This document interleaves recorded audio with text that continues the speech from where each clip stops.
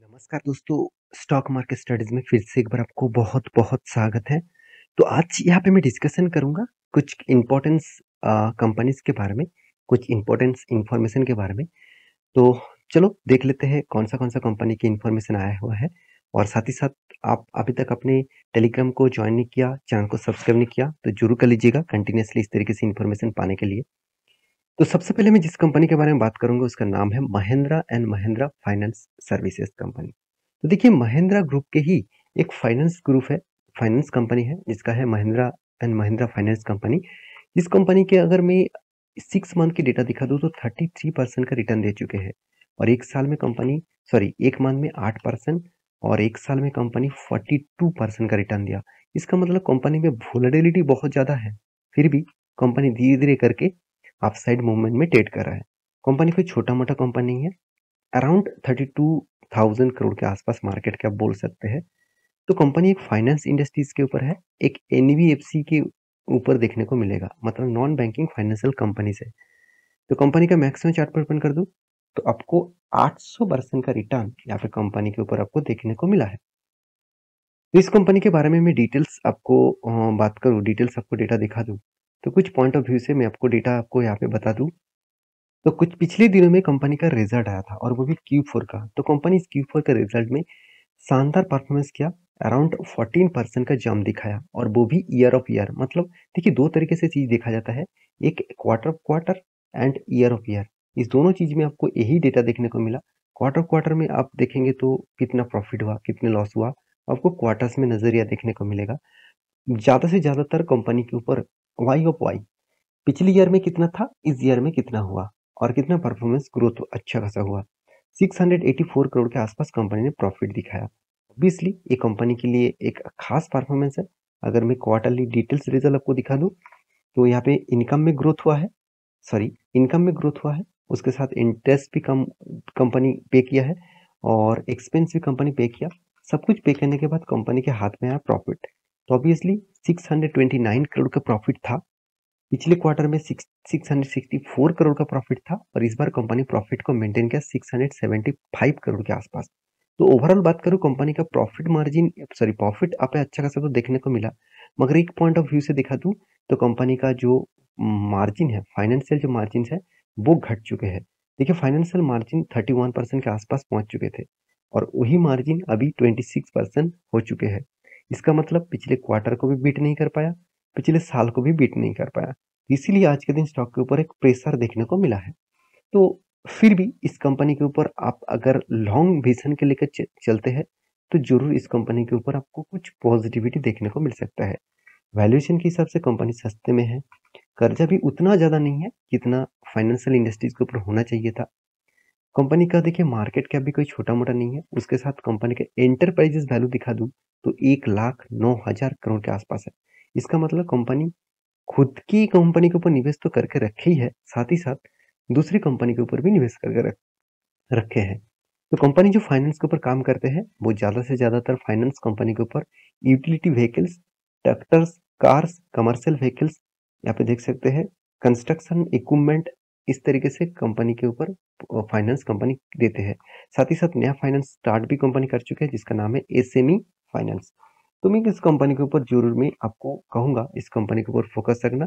Strength है, फिर भी जिस सेक्टर से बिलॉन्ग करते हैं उस सेक्टर में बड़े से बड़े प्लेयर्स हैं, उस प्लेयर को बीट करना, उस प्लेयर से कम्पीट करना इतना आसान नहीं तो होगा, मतलब इतना आसान नहीं होगा, तो उसके लिए कंपनी को बहुत मेहनत करना पड़ेगा।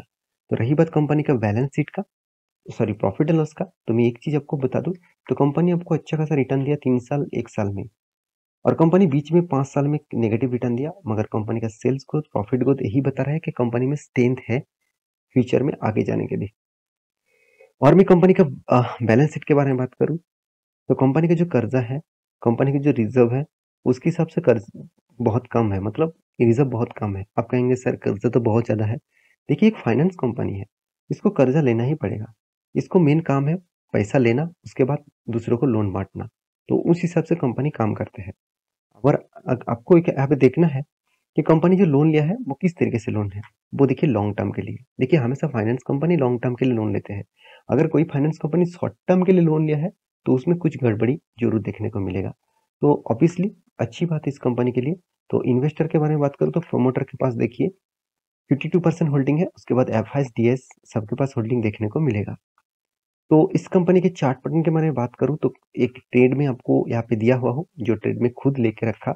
इस कैंडल के ऊपर मैं एक एंटी लिया हूँ, क्योंकि मैं बार-बार बोलता हूँ कोई भी स्ट्रॉन्ग रेजिस्टेंस को ब्रेकआउट करते हैं तो मैं एंटी नहीं लेता, मैं रिट्रेसमेंट एंटी लेता हूँ। तो रिट्रेसमेंट एंटी इस कैंडल में दिखा, इसके ऊपर मेरा एंटी हो चुके हैं और मेरा एंटी लेवल है एक्चुअली देखा जाए तो 254 के आसपास, और मेरा स्टॉप लॉस रहेगा इस रेंज पे अराउंड अराउंड 230 रुपीज़ के आसपास, और मेरा टारगेट रहेगा 290 रुपीज़ के आसपास। तो एक अच्छा खासा यहाँ पे स्टॉप लॉस मेंटेन करके अराउंड अराउंड देखा जाए तो 20 पॉइंट्स का मेरा स्टॉप लॉस है और मेरा टारगेट 40 पॉइंट्स का आसपास है। तो 1:2 रेशियो का यहाँ पे मैं टारगेट लेकर चल रहा हूँ। बाकी इस लेवल में किस तरीके से परफॉर्मेंस करते हैं उसको देखकर मैं बाकी ट्रेड भी कंटिन्यू करूंगा। तो वो भी मैं आपको टेलीग्राम में इन्फॉर्मेशन देता रहूंगा, जाकर टेलीग्राम को अभी ज्वाइन करिए, नीचे सारे लिंक्स अवेलेबल है। सेकंड जो कंपनी है जिसका नाम है मारुति सुजुकी। देखिए मारुति सुजुकी के ऊपर बहुत बड़ी एक अपडेट आया, क्योंकि देखिए सेल्स का रिपोर्ट यहाँ पे आ चुके हैं। हर मंथ खत्म होने के बाद सेल्स का रिपोर्ट आ जाते हैं। इस बार अप्रैल मंथ खत्म हुआ तो अप्रैल मंथ का सेल्स का रिपोर्ट यहाँ पे आ चुके हैं। तो सेल्स का रिपोर्ट बता रहा है कि कंपनी का जो ग्रोथ है वो इस बार कंपनी का ग्रोथ बढ़ चुके हैं।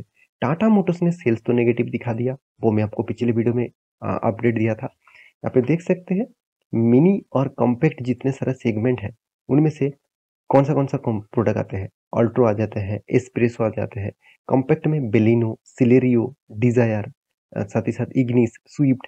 तो इस तरीके से कंपनीज का प्रोडक्ट आते हैं। तो सारे डेटा में ऑल्टोस एंड स्कॉर्पियो, सॉरी एस्पेसो, इस तरीके से प्रोडक्ट का सेल्स डाउन हो गया, क्योंकि देखिए लोग अभी लग्जरीज गाड़ियां खरीदने चाहते हैं, लोग बहुत इलेक्ट्रिक व्हीकल्स खरीदना चाहते हैं। तो ऑल्टो एंड एस्पेसो में कंपनी के ऊपर सेल डाउन इसीलिए हो रहा है क्योंकि लोग ईवीज के ऊपर ट्रांसफर हो रहा है, और मारुति अभी तक ईवीज मार्केट में लॉन्च नहीं किया। 2025 में कंपनी बता रहा है कि मार्केट में ईवीज लॉन्च करेंगे। तो अभी टाइम बाकी है।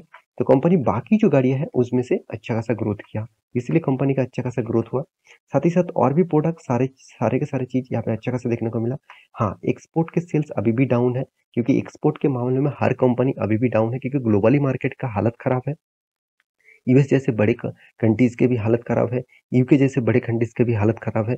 तो उस कंट्रीज में जितने माल इस प्रोडक्ट मतलब इस कंपनी बेचते हैं, तो वहां पे आपको एक स्लो डाउन देखने को मिलेगा। तो टोटल जो सेल्स है उसके हिसाब से बात करूं तो डोमेस्टिकली एंड एक्सपोर्ट के मामले में कंपनी का सेल्स यहाँ पे इंक्रीज हुआ है। पिछले बार 1,50,000 क्वांटिटी था, इस बार 1,60,000 क्वांटिटी हो चुके हैं। अराउंड अराउंड 10,000 क्वांटिटी कंपनी ज्यादा यहाँ पे बेचे हैं। ओवरऑल बात करूं तो एक खास खासियत देखने को मिलेगा एट फ्यूचर में मारुति के ऊपर। तो मारुति एक अप ट्रेंड मूवमेंट में अभी है, तो लॉन्ग लॉन्ग टर्म में एक ब्रेकआउट आपको इधर मिले तो एक बड़ा लॉन्ग जर्नी आपको देखने को मिल सकता है। लास्ट जो कंपनी है जिसका नाम मैं आपको बता, राधा गोविंद कमर्शियल लिमिटेड। इस कंपनी के बारे में बात करूं तो इसका चार्ट पैटर्न देखकर आपको लग गया है कि कंपनी एक ऑपरेटिंग स्टॉक है, मतलब ऑपरेटर इस कंपनी के ऊपर आते हैं और स्टॉक को पुश करके ऊपर लेके जाते हैं, उसके बाद पंप से उसके बाद डम करके वो नीचे लेके आते हैं। तो इस तरीके से पंप से डम चलते रहते हैं। तो इस कंपनी ने एक बहुत बड़ा अपडेट दिया। अपडेट क्या है, आप ध्यान से देखेंगे इस कंपनी का मार्केट कैप कितना है, 3,000 सॉरी 3 करोड़ के आसपास, 3,000 नहीं है, 3,80,00,000 के आसपास। एक माइक्रो कैप से भी अगर कोई नीचे कंपनी देखने को मिले तो उस टाइप कैटेगरीज के कंपनी है। तो बहुत सारे लोग इस कंपनी के ऊपर निवेश करना चाहेंगे, क्योंकि कंपनी एक शेयर के बदले आपको 10 शेयर देने वाला है। इसके चलते है बहुत सारे लोगों को यही लग रहा है कि इस कंपनी के ऊपर अच्छा खासा यहाँ पे एक फायदा मिल सकता है। तो कंपनी के अनाउंसमेंट डेट भी आ चुके हैं, कंपनी स्प्लिट का न्यूज भी अनाउंसमेंट कर चुके हैं। तो 31 में कंपनी अनाउंसमेंट कर चुके हैं, एक के बदले कंपनी आपको 10 शेयर देने वाला है। तो इस शेयर पाने के लिए क्या आप इन्वेस्टमेंट करना चाहेंगे, मुझे जरूर कमेंट करना। और हाँ, इस तरीके से कंपनी के ऊपर मैं कभी भी निवेश नहीं करता। इस कंपनी के शेयर मतलब मार्केट कैप इतना छोटा है, दूसरी बात कंपनी का प्राइस इतना छोटा है। अगर इसको 1:10 रेशियो को स्प्लिट किया जाएगा तो कंपनी का प्राइस हो जाएगा 2 रुपीज के आसपास। तो इस तरीके से कंपनी के ऊपर निवेश में नहीं करना चाहूंगा। बाकी आपके क्या राय है, मुझे जरूर कमेंट करके बताना। तो इसी तरीके से इन्फॉर्मेशन पाने के लिए चैनल को सब्सक्राइब भी करना। मिलते हैं नेक्स्ट वीडियो में, तब तक के लिए अच्छे से रहिए, अपने ख्याल रखिए। Bye bye.